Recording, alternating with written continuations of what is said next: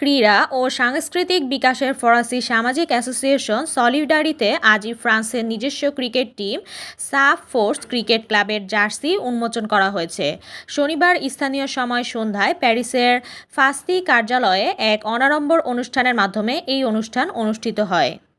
France থেকে আমাদের সহকর্মী নাজিরা শিলা জানান, বর্নির আয়োজনে অনুষ্ঠিত জার্সি উন্মোচন অনুষ্ঠানে আমন্ত্রিত অতিথি ছিলেন সলিডারিতে আজই ফ্রান্সের প্রেসিডেন্ট নয়ন এনকে, সাংবাদিক লুৎফর রহমান বাবু, সাংবাদিক বংশোদ্ভূত ফরাসি অভিনয় শিল্পী সোয়েব মোজাম্মেল, লেখক জানি আলম, সাফের প্রশাসনিক সেক্রেটারি জুবাইদা শাম্মী জাহান প্রমুখ। সাফের জেনারেল সেক্রেটারি মামুন হাসানের সঞ্চালনায় অনুষ্ঠানে শুভেচ্ছা বক্তব্য রাখেন সাংবাদিক মোহাম্মদ ফখরুজ্জামান, সাফ সদস্য শাহিন আহমদ এবং সাফ এর স্পোর্টস সেক্রেটারি শিহাব উদ্দিন।